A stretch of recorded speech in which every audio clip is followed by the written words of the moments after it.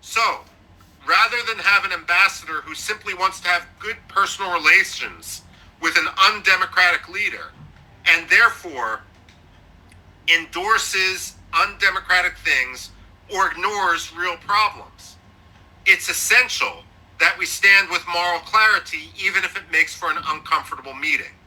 This is why personally, and I wrote about it at the time, I was so disappointed when Secretary of State Antony Blinken, a man who based his legitimacy at his Senate confirmation on the fact that his father-in-law was a Holocaust survivor, when he ignored and took, when he sat with Muhammadu Buhari and when he took Nigeria off the Religious Freedom Watch list. You know, politicians and diplomats don't like to be criticized. And when you see such hypocrisy, if you write about it, and I'm going to the previous question now, that is something which they will notice. They may not want to admit that they are making a mistake, but they will read the criticism and hopefully not make the same mistake twice. So part of the problem is the culture of the American State Department and frankly, the British Foreign Office and so forth. But part of the problem is that the Biafrans need their voice to be amplified far beyond the borders of Biafra and far beyond the confines of the communities within the diaspora. Thank you, Michael. No. Last question.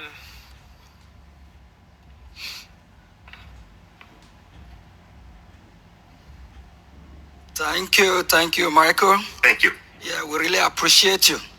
I have two questions for you. Okay. Yes.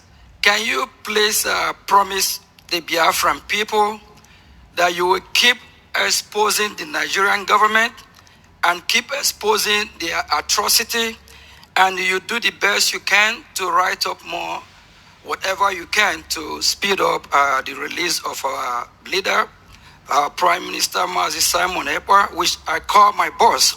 I came across one of your tweets. That was really good. We appreciate you. Please promise the Biafran people that you will keep helping us in fighting our cause. We look up to you and we believe that you know what we are fighting for. And we really appreciate you.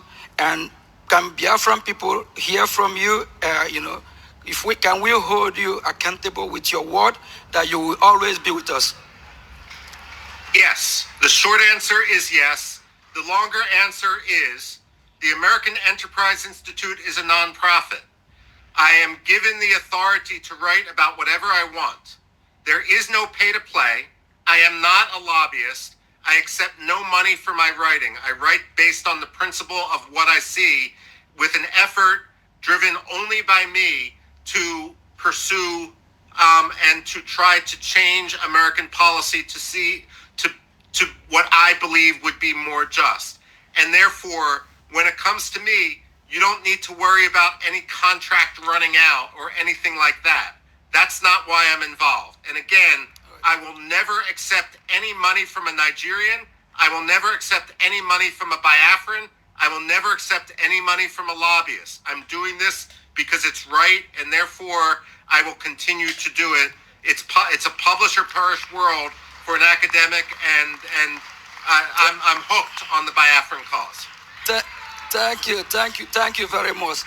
One more again, Congressman Jim Moran, which I know you know, and he's our lobby, and we actually have an alliance here with us as well. Can you as well promise Biafrans that you will work closely, I know, with your what you're doing, and Congressman Moran and alliance, they be doing a good job, that you work closely with them as well to bring justice for Biafran people. Thank you. If I may just say, I've testified in Congress before Jim Moran when he was in Congress. And the congressman and I disagree on everything. It wasn't a pleasant hearing for me, and it may not have been a pleasant hearing for him. But sometimes principle unites. And whatever disagreements we may have on other issues, they don't extend to Biafra. And it's a pleasure to work with allies wherever one can find them, on any side of the aisle. Biafra should not be a partisan cause in the United States. It should be a cause of principle, and therefore I know that we will continue to work towards a common goal when it comes to justice and freedom and liberty for Biafra. I commend Jim Moran for what he's been doing because partisanship doesn't come into play with it. Thank you very much.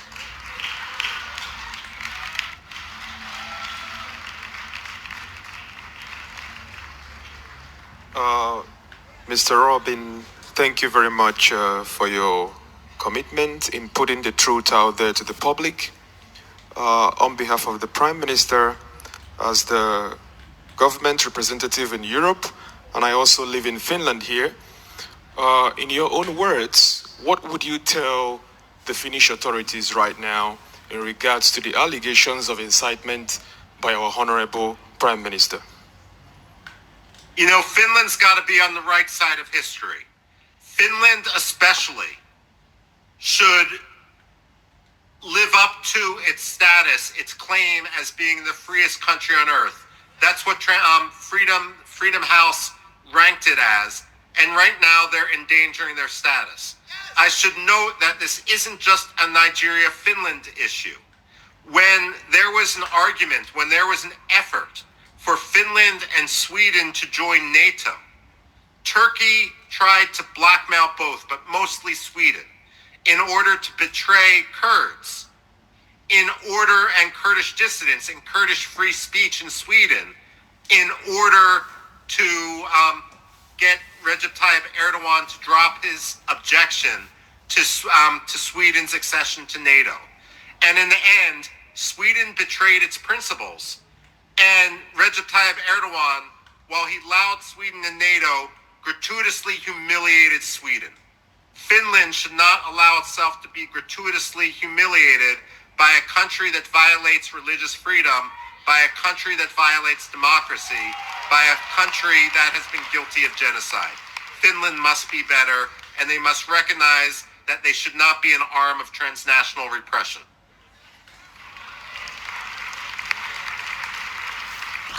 Always lose.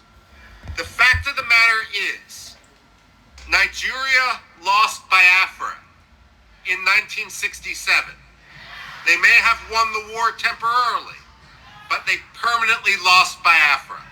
The decisions they made 57 years ago forfeited any rights they have to control, to occupy, to speak on behalf of the people of Biafra. Let me conclude by saying, as an analyst again, I don't think the United States will be the first country to recognize Biafra. And it won't be the third country either. You know, one thing that a lot of people don't know about this our declaration is that they thought that it is just something that, yes, because I was talking to a friend 2 days ago about this declaration. He said that this is how it has been happening for the past years. That's nothing like Biafra. Upon all these struggles and all these things that these men are doing, even now, the Speaker of the United States of America, imagine this speech he made. I really thank you guys for watching to this extent, and for you guys to know that Biafra has come to stay. There's no two ways about it, whether they like it or not. There's no two ways about it. United States of America, the Europe, the Asian, they are in support of us. They have recognized USB, the United States of Biafra, as a country. So I don't think that there is any more doubts.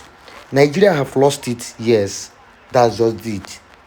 All hail Biafra and all hail our gallant soldiers and our PM. We shall regain them soon and soonest. Thank you for watching.